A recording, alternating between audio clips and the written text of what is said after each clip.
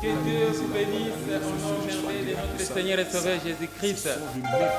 Mon cœur est dans la joie, une joie immense de vous enseigner la parole du Seigneur, les paroles qui concernent le royaume des cieux.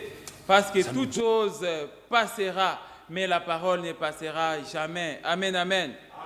La semaine passée, on a vu un enseignement qui avait pour thème les jeunes hommes riches face au commandement de Dieu. Ce jeune homme riche et de surcroît, chef du peuple, avait mis de côté son statut de riche, son statut de chef du peuple, son statut de la jeunesse, pour s'agenouiller aux pieds de Jésus et poser une question essentielle de la vie. Maître, que dois-je faire pour entrer dans le royaume des cieux? Si nous voyons l'illustration telle qu'on avait vu la fois passée, c'est que chez les païens inconscients, tout comme chez les chrétiens inconscients, quand on prend la jeunesse, on additionne la fortune. À la jeunesse, on additionne la fortune, on additionne le pouvoir. Ça donne comme résultat l'orgueil, l'arrogance, l'impolitesse, la polygamie, la débauche, l'ambiance, la méchanceté, les fétiches, les trafics d'influence, ainsi de suite. Là, c'est chez des païens inconscients et chez des chrétiens aussi inconscients. Mais par contre, c'est chez ces jeunes hommes dont il est question dans la parole. Non seulement il était trop jeune, mais il avait la fortune, il avait aussi le pouvoir parce qu'il était chef de peuple. Alors, à ces jeunes hommes, la jeunesse plus la fortune plus le pouvoir, ça donne l'humilité et la recherche du salut de son âme qui s'est concrétisée par des gestes. Premièrement, accourir vers Jésus et ensuite, deuxièmement, s'agenouiller aux pieds de Jésus. Est-ce que j'ai parlé à quelqu'un? Amen. Voilà ce que nous avons enseigné la fois passée, dont les versets de base est trouvé en Marc chapitre 10, versets 17 à 21, que nous pouvons lire très très rapidement. Comme Jésus se mettait en chemin, un homme accourut et se jetant à genoux devant lui. « Bon maître, lui demanda-t-il, que dois-je faire pour hériter la vie éternelle ?» Question honnête et importante. Jésus lui dit, « Pourquoi m'appelles-tu bon? Il n'y a de bon que Dieu seul. » Verset 19. Tu connais les commandements, tu ne commettras point d'adultère, tu ne tueras point, tu ne déroberas point, tu ne diras point de faux témoignages, tu ne feras tort à personne. Honore ton père et ta mère. Verset 20. Il lui répondit, Maître, j'ai observé toutes ces choses dès ma jeunesse. Verset 21. Mais, à verset 21, Jésus, l'ayant regardé les mains, et lui dit, il te manque une chose. Va, vends tout ce que tu as, donne-le aux pauvres, et tu auras un trésor dans les ciels. Puis viens et suis-moi. Verset 22. Mais affligé de cette parole, cet homme s'en alla tout triste car il avait de grands biens. Oh là là. Verset 23. Les disciples firent, Jésus regardant autour de lui, dit à ses disciples qu'il sera difficile à ceux qui ont des richesses d'entrer dans le royaume de Dieu. Verset 24. Les disciples firent étonnés de ce que Jésus parlait ainsi. Et Jésus reprenant leur dit, mes enfants, qu'il est difficile à ceux qui se confient dans les richesses d'entrer dans le royaume de Dieu. Il est plus facile à un chameau de passer par les trous d'une aiguille qu'à un riche d'entrer dans le royaume de Dieu. 26. Le verset 26. Les disciples firent encore plus étonnés et ils se dirent les uns aux autres, et qui peut être sauvé alors? Verset 27. Jésus les regarda et dit, cela est impossible aux hommes, mais non à Dieu, car tout est possible à qui? À Dieu. Amen. Voilà ce jeune homme. Il était vraiment attristé par la réponse de Jésus. Au départ, la question était vraiment honnête. Que dois-je faire pour entrer dans le royaume des cieux? Et quand Jésus donne les réponses des commandements, il reconnaît avoir tout appliqué. Mais il lui manquait quelque chose. Le 3V, comme on avait enseigné la fois passée. Le jeune homme n'avait pas supporté le 3V qui est sur le verset 21 qui dit « Va, vends ce que tu possèdes, donne-le aux pauvres, puis viens et suis-moi. » Amen, amen. Et ça, c'était vraiment très regrettable pour ce jeune homme de rejeter le royaume des cieux au profit de l'attachement de son cœur aux biens matériels. Et ça, c'est vraiment très triste. Et c'est comme ça que ce jeune homme va échouer d'appliquer les 3 V. Ces 3 V, et comme il échoue, vous voyez maintenant comment il manifeste cela en Matthieu chapitre 19 au verset 22. Le jeune homme était très triste. Regardez Matthieu chapitre 19 verset 22. Après avoir entendu ces paroles, le jeune homme s'en alla tout triste car il avait de grands biens. Il n'est plus revenu à Jésus parce que son cœur était attaché aux biens matériels. C'est ça la conséquence.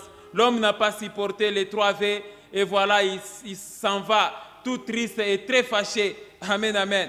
Et en conclusion, on avait retenu ceci du jeune homme quant à ce qui concerne l'enseignement de la fois passée. Au départ, la question était honnête, mais au finish, le jeune homme c'était un hypocrite. 3 points à retenir du jeune homme riche. Premièrement, il était idolâtre. Il aimait l'argent plus que toute autre chose. Il avait un cœur fortement attaché aux biens matériels de ce monde. Et il était égoïste. Il amassait des richesses pour lui-même.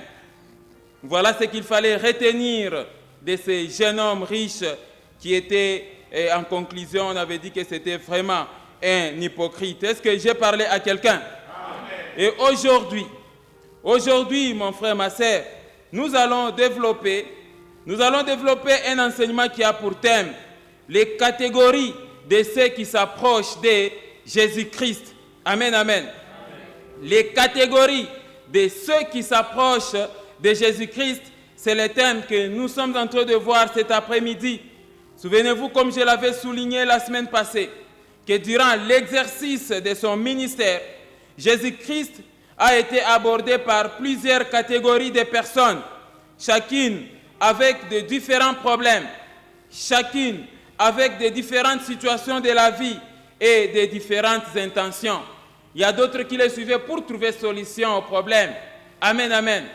Alors dans cet enseignement, nous voulons ressortir 8 catégories de ceux-là qui s'approchaient de Jésus-Christ. Amen, amen.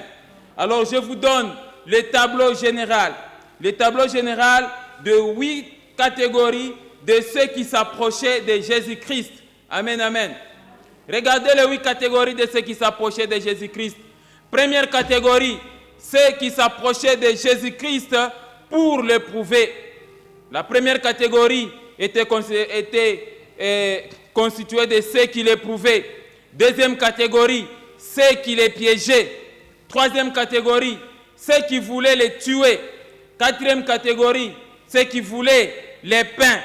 Cinquième catégorie, ceux qui voulaient voir les miracles. Sixième catégorie, ceux qui voulaient obtenir la délivrance. Septième catégorie, ceux qui voulaient suivre l'enseignement. Et enfin, huitième catégorie, ceux qui cherchaient le royaume des cieux. Amen, amen. Voilà les 8 catégories de ceux-là qui suivaient Jésus. Et Jésus-Christ n'a jamais refusé d'être abordé par n'importe quelle catégorie. Amen, amen. Tout le monde s'approchait de lui pour n'importe quelle raison. Il ne refusait à personne. Est-ce que j'ai parlé à quelqu'un? Jésus-Christ n'a jamais refusé à quiconque de s'approcher de lui pour diverses raisons. Même les gens qualifiés de mauvaise vie s'approchaient de lui et mangeaient des fois avec lui. Et cela faisait des fois l'objet de critiques de la part des pharisiens et des scribes qui disaient que non, voilà ces messieurs, ils mangent même avec les gens de mauvaise vie. De nos jours, l'Église est comparable à Jésus-Christ. D'ailleurs, l'Église aujourd'hui est appelée le corps du Christ. Donc, l'Église représente Jésus-Christ. Amen, amen. Aujourd'hui, nos églises sont accessibles à tous sans distinction. Est-ce que j'ai parlé à quelqu'un? Et pour preuve, les portes restent ouvertes même les jours où il n'y a pas culte. On admet à tout le monde d'entrer à l'église. Et conséquence, l'église reçoit de fois plusieurs personnes, des catégories de personnes vraiment différentes. Ça peut être des vrais chrétiens, ça peut être des faux chrétiens, ça peut être des sorciers, féticheurs, marabouts, prostituées, ivrognes, ambianceurs, occultistes, hypocrites, les gens de toute stature, mariés, célibataires, divorcés, veuves. Et quand nous entrons aussi dans la catégorie des professions, les avocats, les médecins, les économistes, les politiciens, ou je ne sais pas encore, les infirmiers, l'Église reçoit toutes sortes de catégories de personnes. Et aujourd'hui, l'Église représente Jésus-Christ. Est-ce que j'ai parlé à quelqu'un? Amen. Commençons avec la première catégorie de ceux qui s'approchaient de Jésus-Christ. La première catégorie, c'est la catégorie de ceux qui s'approchaient de Jésus-Christ pour l'éprouver. La catégorie de ceux qui s'approchaient de Jésus-Christ pour l'éprouver, c'est la première catégorie. Ceux qui l'éprouvaient. Amen, amen. Quel est le sens que nous pouvons donner au mot éprouver? Quand on parle d'éprouver, ça veut dire mettre à l'épreuve. Ça veut dire tester quelqu'un pour un objectif précis. Juger la valeur intellectuelle ou morale de quelqu'un. C'est ça ce que ça signifie éprouver. Ça veut dire tenter, subir un dommage. Ça veut dire amener quelqu'un à une difficulté, faire sentir la souffrance, faire sentir le malheur, la tristesse à quelqu'un. Raison pour laquelle dans le langage courant, quand une personne a perdu un être cher ou quand quelqu'un est endeuillé, on dit toujours qu'il est éprouvé. Ça veut dire qu'il est en train de sentir la tristesse dans son cœur. Est-ce que j'ai parlé à quelqu'un? Donc on peut éprouver quelqu'un soit par un événement ou encore par son prochain. Un prochain peut éprouver une personne. Alors ici, je vous parle de Jésus-Christ qui abordait des fois des personnes qui s'approchaient de lui juste pour l'éprouver. Peut-être pour mieux comprendre le mot éprouver dans la parole de Dieu, lisons Apocalypse chapitre 3, verset 10. Vous allez comprendre quelque chose. Parce que tu as gardé la parole de la persévérance en moi, je te garderai aussi à l'heure de la tentation qui va venir sur le monde entier pour éprouver les habitants de la terre. Amen, amen. Donc on peut être attristé, on peut être éprouvé par un événement. C'est le cas par exemple de Pharaon. Amen, amen. Pharaon avait éprouvé les enfants d'Israël en les soumettant à des durs travaux, à des travaux durs. Il avait rendu leur vie dure par des rudes travaux. Leur vie était devenue très amère. Et la Bible précise que c'était avec cruauté que Pharaon était en train d'imposer au peuple d'Israël cette charge. Amen, amen. On peut donner aussi des exemples pratiques dans cette vie. Vous avez le cas par exemple des faux patrons. Quand vous avez un faux patron dans une entreprise, il va éprouver les travailleurs, il va les payer très mal, il va les traiter très mal. Est-ce que quelqu'un comprend ça? Tel est le cas aussi par exemple pour la marâtre avec l'enfant de son mari. C'est l'inverse aussi pour un mari avec l'enfant de sa femme. Amen, amen. Vous trouvez des fois des maris qui oppriment leurs femmes. C'est-à-dire, ce sont des maris qui éprouvent leurs femmes. Il y a aussi des femmes qui éprouvent leurs maris. Amen, amen. Voilà la première catégorie de ceux-là qui s'approchaient de Jésus-Christ. C'était juste pour l'éprouver. C'était pour chercher à apporter le malheur dans la vie de Jésus-Christ. Chercher à mettre Jésus-Christ en difficulté. Et voilà maintenant, de nos jours, il y a aussi ceux-là qui viennent à l'église juste en se donnant cet objectif. Est-ce que j'ai parlé à quelqu'un? Donc, la première catégorie de ceux qui s'approchaient de Jésus-Christ était celle qui l'éprouvaient, qui les tentaient, qui cherchaient son malheur. Entre autres, surtout les scribes et les pharisiens, qui étaient considérés comme des envoyés spéciaux du diable pour chercher à nuire au ministère de notre Seigneur et Sauveur Jésus-Christ. Amen, amen. Lisons Marc chapitre 10, verset 2. Vous allez voir cette vérité. Marc chapitre 10, nous lisons les versets 2. La Bible dit ceci. Les pharisiens l'abordèrent et pour l'éprouver, quelqu'un voit éprouver, et pour l'éprouver, pour les tenter, pour les mettre en difficulté, ils lui demandèrent s'il est permis à un homme de répudier sa femme. C'était des questions tendancieuses afin de plonger Jésus-Christ dans un malheur. Et aujourd'hui, Christ est représenté par l'Église. Amen, amen. Heureusement, Jésus-Christ avait une très bonne réponse. Il dit, que dit la loi? Que dit la loi de Moïse? Oh, on nous avait permis de donner la lettre. Il dit, non, non. Comme on vous a permis là, il faut arrêter ça. Parce que Dieu a dit, les deux deviendront une seule chair. Donc Dieu ne sépare pas ce que l'homme a uni. Et ces gens-là sont restés calmes. Aujourd'hui, Christ est représenté par l'Église. Et il y a des personnes qui fréquentent les églises tout simplement pour aller éprouver les autres, pour aller mettre en difficulté l'Église. Tu ne dois pas être ce chrétien-là. Est-ce que j'ai parlé à quelqu'un? Ta présence dans l'Église, ce n'est pas pour tenter les autres. Ce n'est pas pour tenter les fidèles. Ce n'est pas pour chercher à faire tomber les serviteurs de Dieu. Est-ce que j'ai parlé à quelqu'un? Vous adhérez par exemple dans une chorale. Ce n'est pas pour déranger les choristes. Amen, amen. Ce n'est pas pour sortir avec le président de l'orchestre ou le président de la chorale.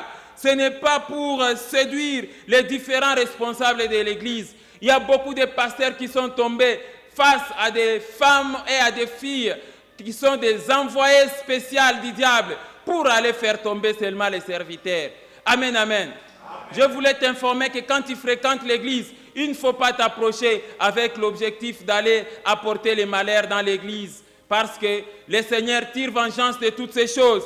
Est-ce que j'ai parlé à quelqu'un? Donc dans l'Église, il y a de l'infiltration. Parce que les portes sont grandement ouvertes à tout le monde. Il y a de l'infiltration. Vous trouvez là-bas des faux frères, des fausses frères. Et il y a de l'infiltration même au niveau des litrins. Parce que vous trouvez aussi des faux serviteurs qui sont là seulement pour éprouver, pour donner des malheurs aux autres. Le Seigneur nous interdit ces choses. Est-ce que j'ai parlé à quelqu'un? Lisons Galates chapitre 2, versets 3 à 4. Vous allez comprendre quelque chose. Galates, regardez.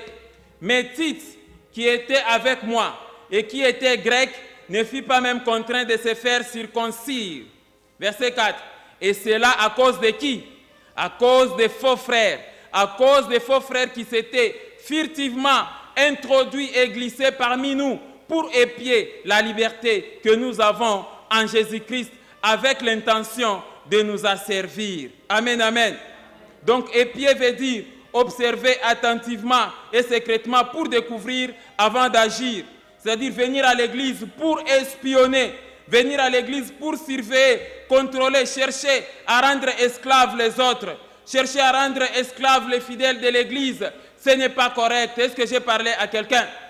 Voilà la première catégorie de ceux-là qui approchaient Jésus-Christ. C'était pour les piéger. Et aujourd'hui, je t'exhorte que l'église représente Jésus-Christ vivant.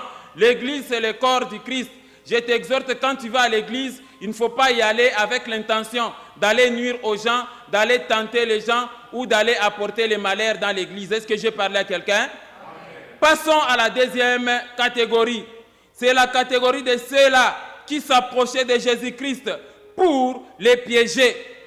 C'est ça la deuxième catégorie, ceux-là qui les piégeaient. Jésus-Christ, notre Seigneur et Sauveur, durant son ministère, il avait affaire à plusieurs personnes et il avait même été plusieurs fois abordé par des personnes qui s'approchaient de lui avec l'unique intention tout simplement de les piéger. Amen. Et piéger, c'est presque dans le même sens qu'éprouver, parce que piéger, ça veut dire aussi mettre quelqu'un en difficulté, l'attraper à l'aide d'un piège. Ça veut dire aussi amener quelqu'un à tomber dans une embuscade, dans une embûche, ou encore user des ruses pour capturer quelqu'un. Amen, amen. Lisons Luc 20, versets 19 à 20. Vous allez voir ceux-là qui s'approchaient de Jésus-Christ pour les piéger. Les principaux sacrificateurs et les scribes cherchèrent à mettre la main sur lui, c'est-à-dire sur Jésus, à l'heure même. Mais ils craignirent le peuple. Ils avaient compris que c'était pour eux que Jésus avait dit cette parabole. Regardez le verset 20. Ils se mirent à observer Jésus. C'est ça, à épier Jésus, à l'observer. Ça, c'est l'esprit de contrôle et de poursuite. Ils se mirent à observer Jésus et ils les envoyèrent. Et ils envoyèrent des gens qui feignaient d'être justes, c'est-à-dire ils faisaient semblant d'être des disciples et d'être justes pour lui tendre des pièges. Quelqu'un voit le passage? Ils se mirent à observer Jésus et ils envoyèrent des gens qui feignait d'être juste pour lui tendre des pièges et saisir de lui quelques paroles afin de les livrer aux magistrats et à l'autorité du gouverneur. Amen, amen. Ce qui est dangereux ici, c'est que les principaux sacrificateurs et les scribes ont pris une option vraiment très subtile et très risée. C'est-à-dire les gens devaient s'approcher à côté de Jésus, faisant semblant d'être justes, faisant semblant d'être des disciples, mais avec l'objectif de piéger Jésus. Amen, amen. Ça, c'est la manière risée du diable pour avoir quelqu'un. C'était des hypocrites qui apparaissaient justes, qui apparaissaient comme des agneaux, mais au-dedans d'eux, c'était des loups ravisseurs. Ces gens viennent avec des stratégies, des flatteries d'abord pour piéger Jésus. Et ils vont commencer à dire, Maître, tu enseignes correctement la parole, tu es venu de Dieu. Ça, c'était la flatterie. Mais derrière la flatterie, il y avait un piège. Et comme Jésus connaissait leur cœur, c'est comme ça que, lisons Luc chapitre 20, des 20 à 26. Vous allez vous-même comprendre les Écritures. Est-ce que j'ai parlé à quelqu'un? Ils se mirent à observer Jésus et ils envoyèrent des gens qui feignaient d'être justes pour lui tendre des pièges et saisir de lui quelques paroles afin de les livrer aux magistrats et à l'autorité du gouverneur. Regardez les versets suivants. Ces gens lui posèrent cette question. Maître, nous savons que tu parles et enseignes droitement et que tu ne regardes pas à l'apparence, mais que tu enseignes la voie de Dieu selon la vérité. Flatteur. Regardez maintenant la question. Nous est-il permis ou non de payer les tributs à César? Verset 23. Jésus, apercevant leur rise, leur répondit. Quelqu'un voit ça? Il ne faut pas être ce chrétien-là qui répond seulement à des questions au hasard, sans réfléchir, sans demander la sagesse de Dieu. Regardez le verset 24. Jésus dit, montre-moi un denier.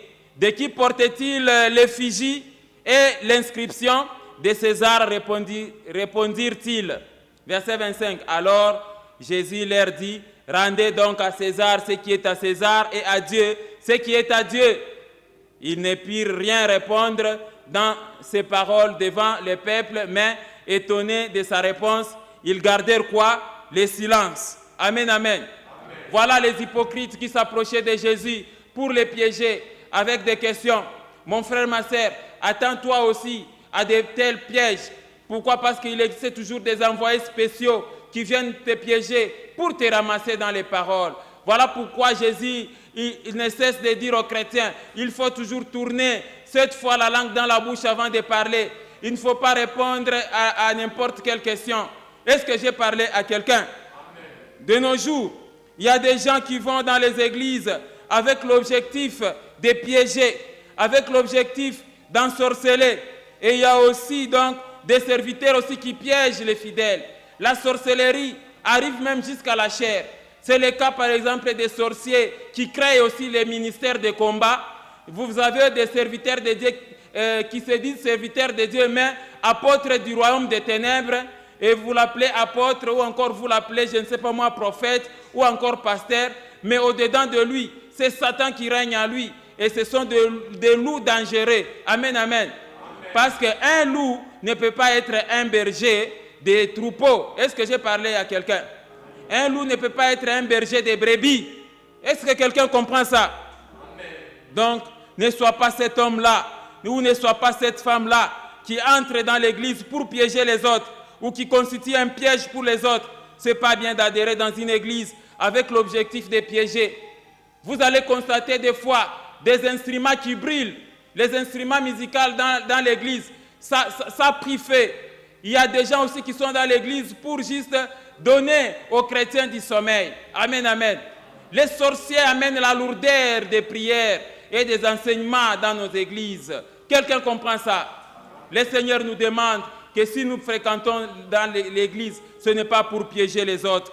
Lisons Exode chapitre 34, verset 32. Est-ce que j'ai parlé à quelqu'un? Je disais qu'on a eu. Exode chapitre 34. Nous lisons les versets 12. La Bible dit ceci. Garde-toi de faire alliance avec les habitants du pays où tu dois entrer, de peur qu'il ne soit un piège pour toi. Amen. Amen. Ici, c'est pour te dire qu'il existe des êtres humains piège pour les autres. Il existe des fois des serviteurs de Dieu, piège pour les fidèles. Amen, amen.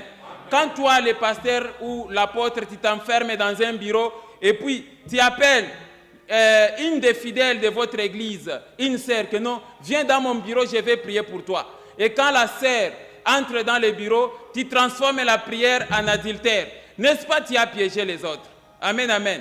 N'est-ce pas, tu as piégé la fidèle de ton église? Il y a aussi des serviteurs qui sont des pièges pour les autres. Il y a des serviteurs aussi qui sont des sorciers dans les églises. Il y a aussi des fidèles qui sont des sorciers et ils entrent dans les églises, c'est pour déranger le déroulement du culte. Amen, amen. Service d'intercession, vous avez du travail quand le culte est en train de se dérouler. Est-ce que j'ai parlé à quelqu'un? Passons à la troisième catégorie. C'est la catégorie de ceux qui s'approchaient de Jésus-Christ pour les tuer. Ceux qui voulaient les tuer, ils s'approchaient aussi de Jésus-Christ. Il y avait aussi des personnes qui s'approchaient de Jésus-Christ avec comme objectif chercher tout simplement à l'arrêter, chercher à le tuer et chercher sa mort. Amen, amen. Même toi aussi dans ta vie, il ne faut pas applaudir tout le monde qui s'approche de toi. D'autres sont des envoyés spéciaux du diable pour te piéger, pour t'éprouver ou encore pour chercher à mettre fin à ta vie. Est-ce que j'ai parlé à quelqu'un? Lisons Marc chapitre 14, verset 1. Marc chapitre 14, verset 1. La Bible dit ceci.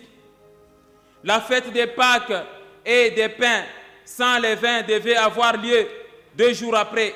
Les principaux sacrificateurs et les scribes cherchaient le moyen d'arrêter Jésus par ruse et de le faire mourir. Amen.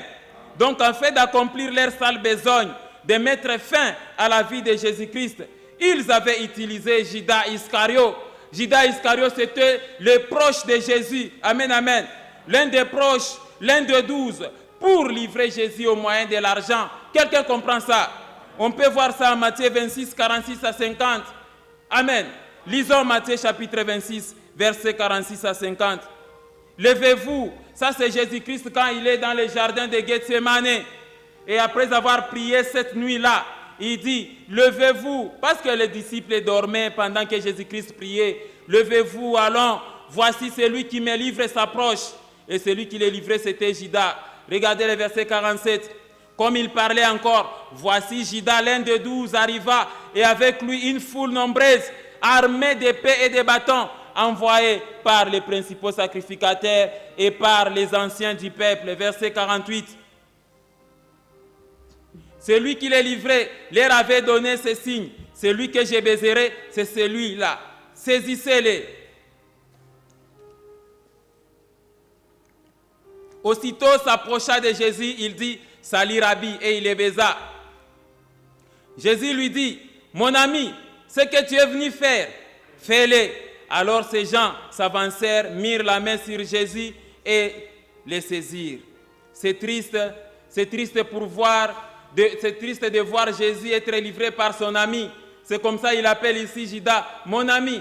Et Judas, tu livres Jésus par un saint baiser. Amen, amen. Attention donc avec les flatteries. Est-ce que j'ai parlé à quelqu'un? Aujourd'hui donc, dans nos églises, il y a des faux chrétiens au cœur de Judas, des sorciers dans les églises qui viennent juste pour tuer, qui viennent pour empoisonner. Et même parmi les serviteurs, des serviteurs s'entretuent entre eux. Amen, amen. Ils se piègent. Je connais un serviteur qui est venu se lamenter auprès de moi que c'était lors d'une réunion entre les serviteurs, des réunions des serviteurs entre eux. Et là, il a piétiné ce que nous appelons communément l'entêtat. Amen, amen. Même des serviteurs se piègent entre eux, ce qui n'est pas correct. Ils se piègent, ils s'entretuent à cause de l'argent et à cause de leadership. Amen, amen. Ce n'est pas correct. Ne sois pas ce chrétien-là dans l'église. Tu ne fais que tuer les membres de ton église. Ne sois pas ce serviteur-là qui bouffe les membres de ton église. Tu les tues. Ne sois pas aussi ce fidèle-là. Toi, ton champ là pour bouffer les êtres humains. D'autres sorciers vont dans leur propre famille. Mais toi, tu es ce chrétien-là, ce faux chrétien qui est dans l'église juste pour bouffer les chrétiens de l'église. Ou encore des faux serviteurs, des sorciers serviteurs qui ne bouffent que leurs fidèles. Est-ce que c'est correct ça? Est-ce que j'ai parlé à quelqu'un? Regardez Psaume chapitre 37, verset 32. La Bible dit ceci, en Psaume 37, verset 32. Les méchants épient les justes et ils cherchent à les faire mourir. Voilà la troisième catégorie de ceux-là qui s'approchaient de Jésus. Toi aussi, mon frère, fais attention. Ce n'est pas tout le monde qui te montre les dents, qui te veut du bien. Amen, amen. Il y a d'autres qui s'approchent de toi, en train de te montrer des dents hypocrites. Mais au-dedans d'eux, ils ont une mission spéciale du royaume des ténèbres. Chercher à mettre fin à ta vie. Est-ce que j'ai parlé à quelqu'un? Passons à la quatrième catégorie. C'est la catégorie de ceux-là qui s'approchent de Jésus-Christ pour les pains. Ceux qui voulaient les pains aussi s'approchaient de Jésus. Des personnes qui s'approchaient de Jésus juste pour les manger et les boire. Lisons cela dans le livre de Jean chapitre 6, versets 24 à 27. Vous allez voir la vérité de ces passages. Les gens de la foule, ayant vu que ni Jésus ni ses disciples n'étaient là, montèrent eux-mêmes dans ces barques et allèrent à Capernaum à la recherche de Jésus. Est-ce que c'est pour une bonne cause ça? Verset 25. Et l'ayant trouvé au-delà de la mer, ils lui dirent, « Rabbi, quand es-tu venu ici? Quand es-tu venu ici? » Amen, hein? Rabbi, quand es-tu venu ici? Regardez le verset 26. Jésus leur répondit, puisque Jésus connaissait leur cœur, en vérité, je vous le dis, vous me cherchez, non parce que vous avez vu des miracles, mais parce que vous avez mangé des pains et que vous avez été rassasiés. 27. Jésus leur répondit, regardez le verset 27, travaillez non pour la nourriture qui périt, mais pour celle qui subsiste pour la vie éternelle, et que le Fils de l'homme vous donnera, car c'est lui que le Père, que Dieu a marqué de son sceau. Amen. Il y a des gens fidèles à l'église parce que le pasteur paye les minervales. Amen, amen. Il y a les gens fidèles à l'église parce que le pasteur fait la provision. Est-ce que j'ai parlé à quelqu'un? C'est le pasteur qui paye les minervales de mes enfants, donc je suis obligé d'être fidèle à cette église-là. Ça, ce n'est pas une bonne motivation. Est-ce que j'ai parlé à quelqu'un? Les pasteurs sont devenus des sponsors pour garder la fidélité de leurs chrétiens. Ce n'est pas correct. Amen, amen. Cela ne doit pas être une motivation d'être fidèle dans une église. Il y a beaucoup de chrétiens dans les églises cramponnés à une église tout simplement à cause de la prise en charge. Ce n'est pas correct. Alors où est la foi? Amen, amen. Et qu'en est-il le jour où les serviteurs arrêtent de donner les pains? Qu'en est-il où les serviteurs arrêtent de payer les minervales? Amen, amen. Qu'est-ce qui va arriver? La conséquence, c'est que les fidèles vont abandonner l'église. Est-ce que j'ai parlé à quelqu'un? Je connais dans une église là où le clavériste a été courtisé dans une autre église, tout justement pour des raisons de minervales. Amen, amen. Le pasteur va aller aborder un clavériste et il dit, quitte cette église, viens chez moi. Je vais commencer à payer les minervales et à tout faire pour toi. Amen, amen. La motivation, ça ne doit pas être les pains. Est-ce que j'ai parlé à quelqu'un? Lisons Jean chapitre 6, versets 66 à 68. Regardez Jean chapitre 6, versets 66 à 68. De ce moment, plusieurs de ses disciples se retirèrent. Vous voyez, la réponse a été trop dure. Jésus a dit que vous me cherchez parce que vous avez mangé les pains. Et regardez maintenant, dès ce moment, plusieurs de ses disciples se retirèrent et ils n'allaient plus avec lui. 67. Jésus donc dit aux 12, et vous, ne voulez-vous pas aussi vous en aller? 68. Simon-Pierre lui répondit, Seigneur, à qui irions-nous? Tu as les paroles de la vie éternelle. Amen, amen. Ne sois pas ces chrétiens-là qui fréquentent l'église avec la motivation que le pasteur va te prendre en charge. Ne sois pas ces chrétiens-là, sinon tu annihiles la foi. Est-ce que j'ai parlé à quelqu'un? Passons à la cinquième catégorie. Cinquième catégorie de ceux-là qui s'approchaient de Jésus. Il s'agit de ceux-là qui s'approchaient de Jésus juste pour voir les miracles. Ceux qui voulaient voir les miracles. Et ça, c'est très grave aujourd'hui dans nos églises. Est-ce que j'ai parlé à quelqu'un?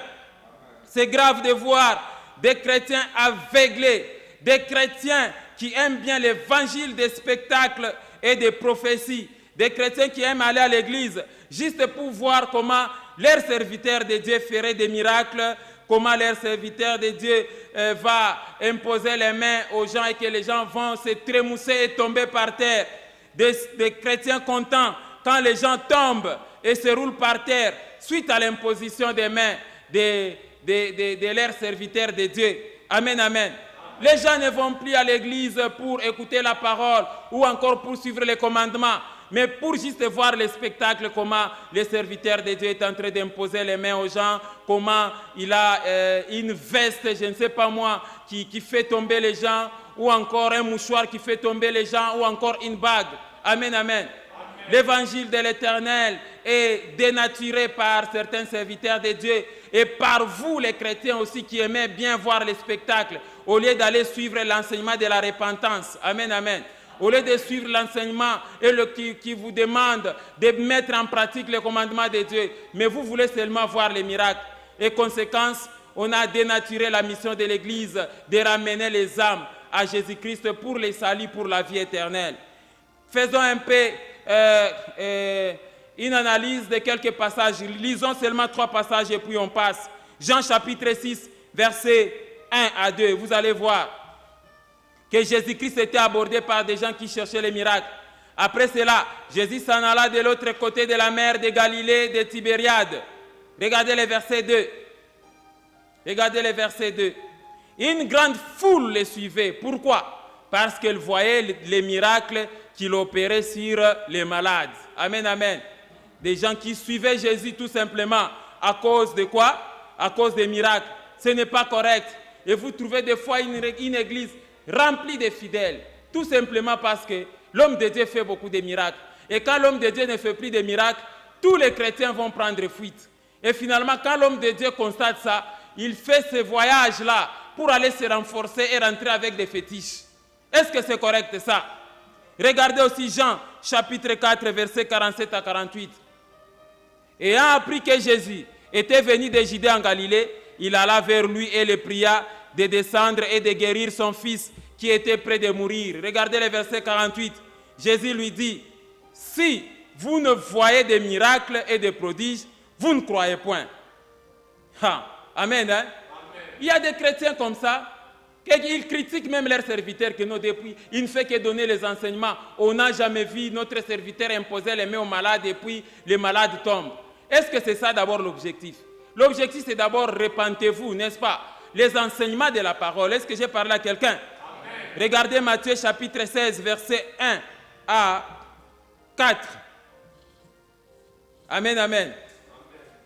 Matthieu 16, verset 1 à 4. Les pharisiens et les sadducéens abordèrent Jésus et pour l'éprouver, lui demandèrent de leur faire voir un signe venant du ciel. Voilà, ça c'est vraiment triste ça. Verset 2, Jésus leur répondit, le soir vous dites il fera beau car le ciel est rouge. Verset 3, et le matin il y aura de l'orage aujourd'hui car le ciel est d'un rouge sombre. Vous savez discerner l'aspect du ciel et vous ne pouvez discerner les signes des temps. Verset 4, une génération méchante et adultère demande un miracle, il ne lui sera donné d'autre miracle que celui de Jonas, puis il les quitta et s'en alla. Amen. Là, Jésus a refusé de faire les miracles. Une génération méchante et adultère. Vous aimez les miracles, mais vous n'aimez pas appliquer les commandements de Dieu. C'est ce que Jésus leur a dit. Alors, il va dire que non. Les miracles que vous aurez, c'est que comme Jonas avait fait 3 jours et 3 nuits dans le ventre d'un poisson, de même aussi les fils de l'homme, Jésus-Christ notre Seigneur et Sauveur, fera 3 jours et 3 nuits dans les sépulcres, dans la tombe, et le 3e jour, il va ressusciter. C'est le miracle extraordinaire que vous aurez. Mais quand à me demander, oh, voilà, montrez-nous les signes et les miracles, je ne le fais pas aujourd'hui, a dit Jésus. Amen, amen. Amen. Vous voyez, aujourd'hui dans nos églises, il y a des chrétiens qui n'aiment pas pratiquer les commandements de Dieu. Et ils aiment seulement l'évangile des signes, l'évangile des spectacles, l'évangile des prodiges et des miracles, des gens qui viennent comme ils prophétisent aussi. Amen. Des chrétiens qui aiment seulement des consultations prophétiques.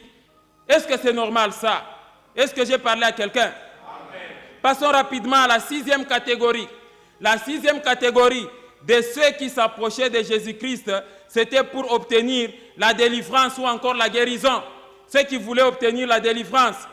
Contrairement à d'autres catégories de ceux-là qui s'approchaient de Jésus, soit pour l'éprouver, soit pour les piéger, soit pour les tuer, pour demander des prophéties ou encore pour obtenir les pains.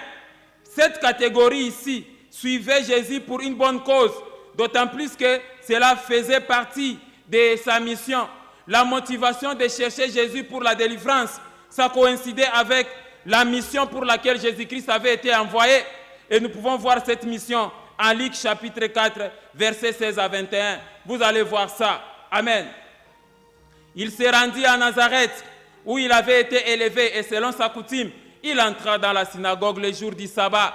Jésus s'éleva pour faire la lecture. Verset 17. Et on lui remit les livres du prophète Ésaïe. L'ayant déroulé, il trouva l'endroit où était écrit « L'Esprit du Seigneur est sur moi, parce qu'il m'a oint pour annoncer une bonne nouvelle aux pauvres. Il m'a envoyé pour guérir ceux qui ont les cœurs brisés, pour proclamer aux captifs la délivrance et aux aveugles le recouvrement de la vue, pour renvoyer libres les opprimés. » 19. Le verset 19. Pour publier une année de grâce de l'Éternel. Verset 20. Et ensuite il roula les livres et les remit aux serviteurs et s'assit. Tous ceux qui se trouvaient dans la synagogue avaient les regards fixés sur lui. Alors il commença à leur dire, aujourd'hui cette parole de l'Écriture que vous venez d'entendre est accomplie. Amen, amen. Et ce même contenu, vous le trouvez en Ésaïe 61. Donc c'était parmi les missions nobles du Christ, apporter la délivrance, apporter la guérison. Amen, amen. À titre d'exemple, vous voyez la femme qui avait une perte de sang depuis 12 ans, qui s'était approchée de Jésus-Christ. Donc s'approcher de Jésus-Christ à cause de la délivrance, c'est normal. Amen, amen. Lisons Marc chapitre 5, versets 25 à 27. Or, il y avait une femme atteinte d'une perte de sang depuis 12 ans. Verset 26. Elle avait beaucoup souffert entre les mains de plusieurs médecins. Elle avait dépensé tout ce qu'elle avait. Elle avait dépensé tout ce qu'elle possédait et elle n'avait éprouvé aucun soulagement. Mais elle était allée plutôt en empirant. Verset 27. Ayant entendu parler de Jésus, elle vint dans la foule par derrière et toucha son vêtement. Amen, amen. Ça, c'était une cause noble. Voilà pourquoi toi, aujourd'hui, je t'exhorte d'aller à l'église aussi pour chercher ta délivrance. Ça, c'est une cause normale. Ça coïncide avec la mission de Jésus-Christ. Amen, amen. Il y a aussi un autre exemple, c'est la femme qui était délivrée parce qu'elle était prise en otage par Satan pendant 18 ans. Une maladie qui a duré 18 ans, avec la colonne vertébrale courbée. Et Jésus l'a trouvée dans les temples, Jésus l'a guérie. Voyons cela en Luc chapitre 13, versets 10 à 13. La Bible dit ceci. Jésus enseignait dans une des synagogues le jour du sabbat. Et voici, il y avait là une femme possédée d'un esprit qui la rendait infirme depuis 18 ans. Elle était courbée et ne pouvait pas du tout se redresser. Ça, c'est la méchanceté de Satan. Lorsqu'il a vu, Jésus lui adressa la parole et lui dit, « Femme, tu es délivrée de ton infirmité. » Et il lui imposa les mains et à l'instant, elle se redressa et glorifia Dieu. Amen, amen. Vous voyez un exemple comme ça. Et quand vous regardez le verset 16, la Bible dit ceci, au verset 16 du même passage. Et cette femme, qui est une femme d'Abraham, et que Satan tenait liée depuis 18 ans, ne fallait-il pas la délivrer de cette chaîne le jour du sabbat? Parce que les scribes et les pharisiens étaient très fâchés que non. Pourquoi tu as délivré cette femme le jour du sabbat? Amen. Il y a plusieurs cas dans la Bible. C'est le cas de Bartimée, fils de Timée. C'est le cas de l'homme qui avait la main sèche. Alors, mon frère, ma sœur, si nous regardons tout ça, de nos jours, Christ c'est l'église. Amen. Donc, ce n'est pas mauvais de fréquenter l'église pour obtenir la délivrance. Et la délivrance de ta vie, je t'informe, elle est conditionnée par l'application des commandements de Dieu. Elle est conditionnée par l'abandon du péché. Amen. Notez aussi qu'une bonne délivrance commence par soi-même. Est-ce que j'ai parlé à quelqu'un? De nos jours, il y a des gens qui cherchent la délivrance, mais qui n'abandonnent pas la vie des péchés. Ils ont des fois des péchés chéris qu'ils n'abandonnent pas. Tu seras délivré comment? Est-ce que j'ai parlé à quelqu'un?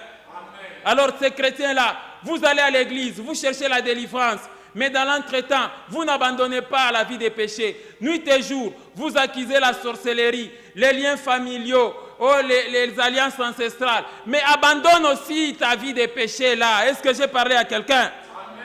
Imaginez-vous si nous prenons l'exemple du paralytique que Jésus trouva à la piscine de Bethesda. Amen, amen.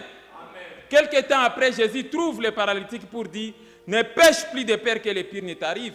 Tu ne dois pas être ce chrétien-là, tu cherches ta délivrance, mais dans l'entretemps, tu es dans la vie des péchés. Amen. Ça, c'est du sable dans les riz. Il n'y a pas de délivrance. Il y a beaucoup de chrétiens dans nos églises. Ils ne sont pas délivrés parce qu'ils combinent en même temps. Ils ont envie d'obtenir la délivrance et la bénédiction. En même temps, ils n'abandonnent pas la vie des péchés. Et là, Dieu ne peut rien faire. C'est positif et négatif. Amen, amen. Lisons Jean 5, verset 14.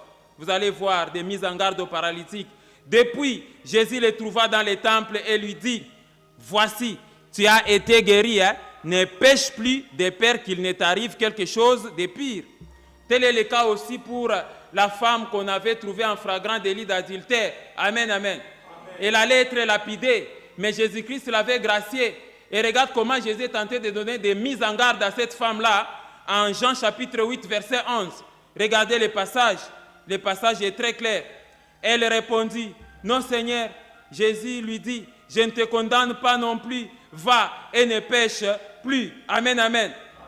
Alors, mon frère, ma soeur, toi qui cherches la délivrance, pourquoi clocher des deux côtés? Tu mènes une vie à la fois païenne et chrétienne. Tu vas obtenir quelle délivrance? Vous allez vous plaindre que non, Dieu ne répond plus aux prières. Non, change ta conduite, abandonne la vie des péchés et tu verras la main de Dieu dans ta vie. Est-ce que j'ai parlé à quelqu'un? Donc, si vous avez goûté que le Seigneur est bon, approchez-vous de lui, pierre vivante, dit la parole de Dieu. Est-ce que j'ai parlé à quelqu'un?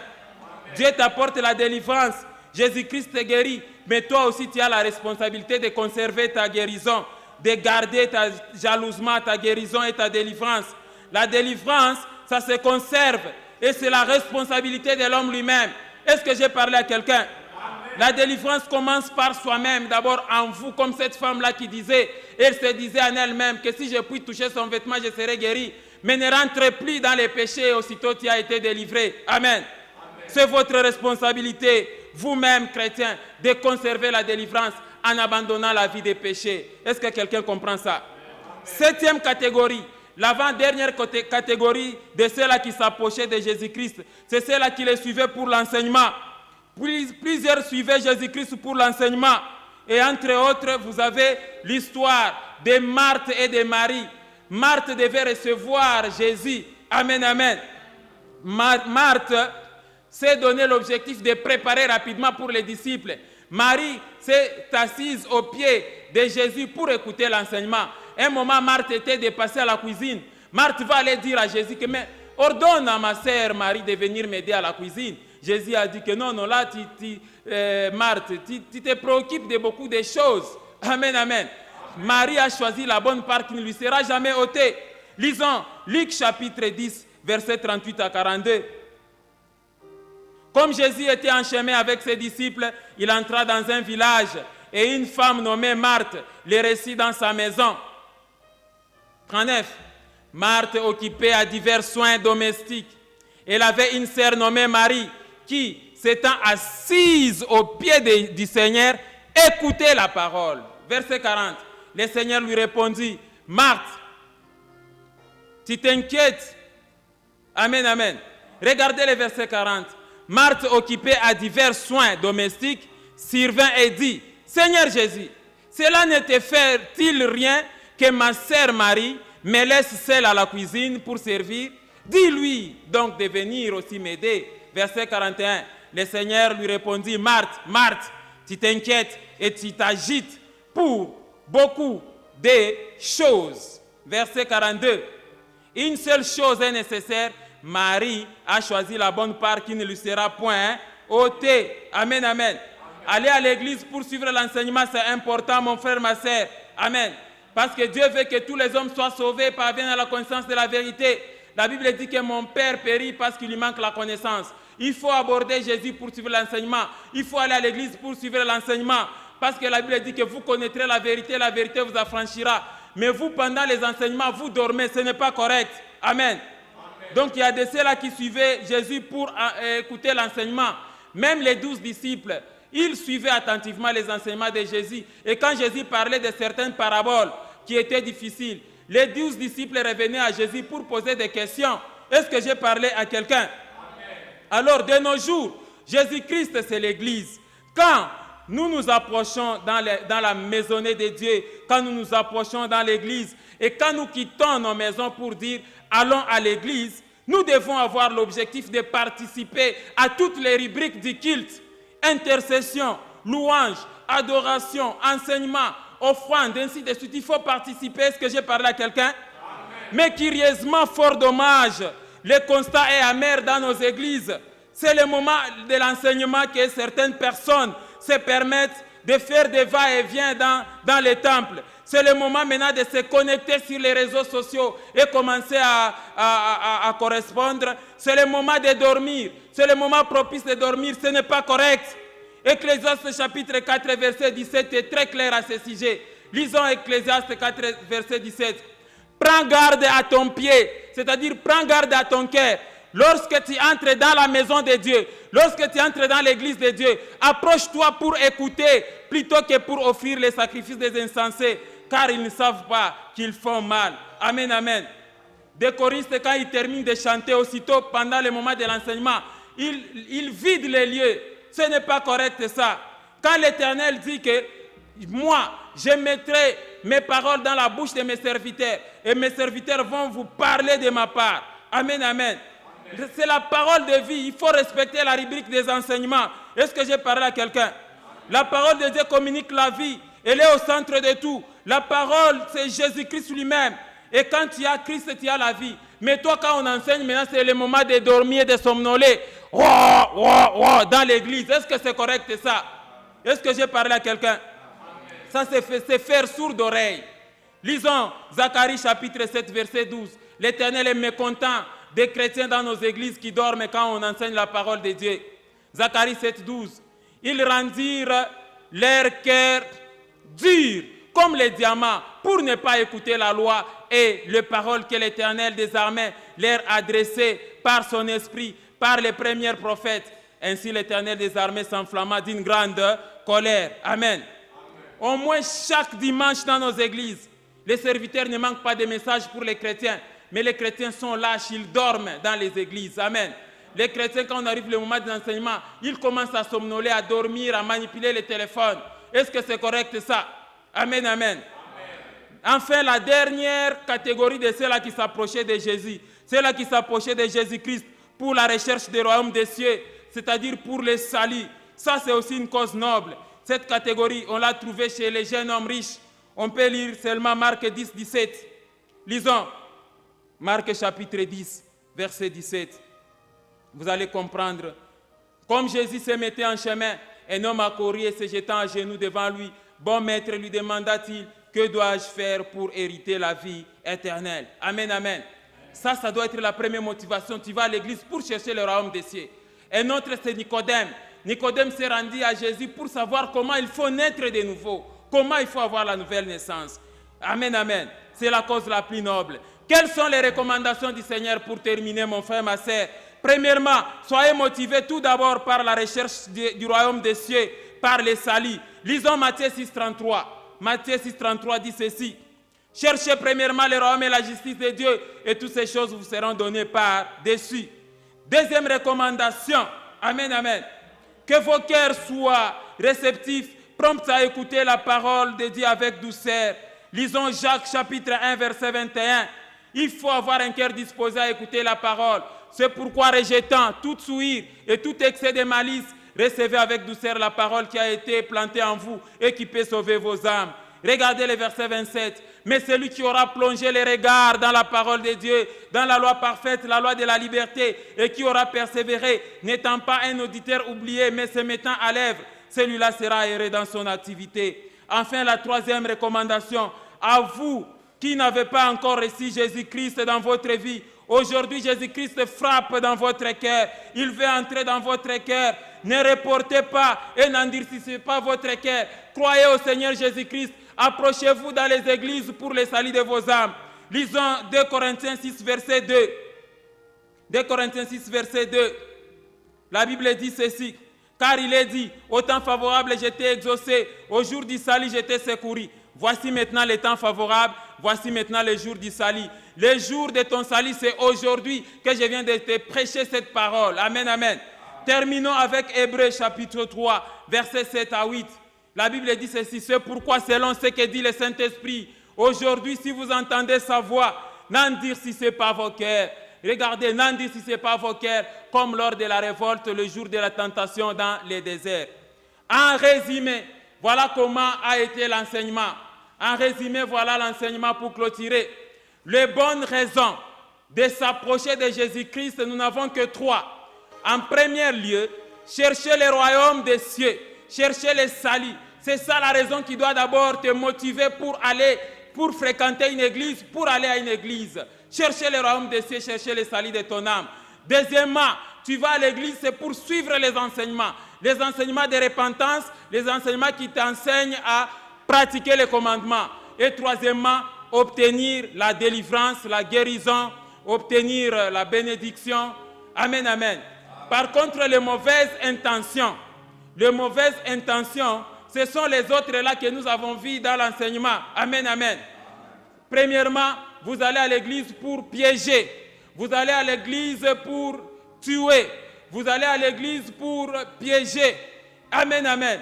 Ça, ce sont des mauvaises intentions. Aller à l'église pour chercher le royaume des cieux. Aller à l'église pour être enseigné afin de pratiquer les commandements. Aller à l'église pour obtenir la délivrance, la guérison et la délivrance. Pas pour chercher le pain, pas pour aller piéger les gens, pour éprouver les gens, pour tuer les gens ou encore pour ensorceler. Est-ce que j'ai parlé à quelqu'un? Que Dieu vous bénisse au nom de Jésus. Voilà l'enseignement. Que Dieu vous bénisse. N'allez pas à l'église pour aller chercher les sponsors. Qui va payer tes études? Qui va payer ceci, tout ça? Il ne faut pas aller pour ça. Que Dieu vous bénisse.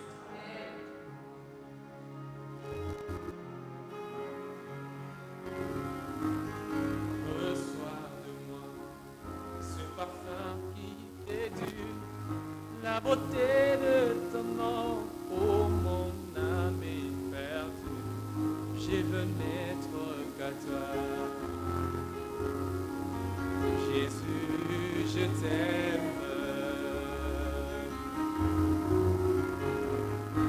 Reçois du peu que je trouve à donner, tout l'amour que mes yeux n'ont pas su démontrer. Je veux n'être qu'à toi. Jésus, je t'aime.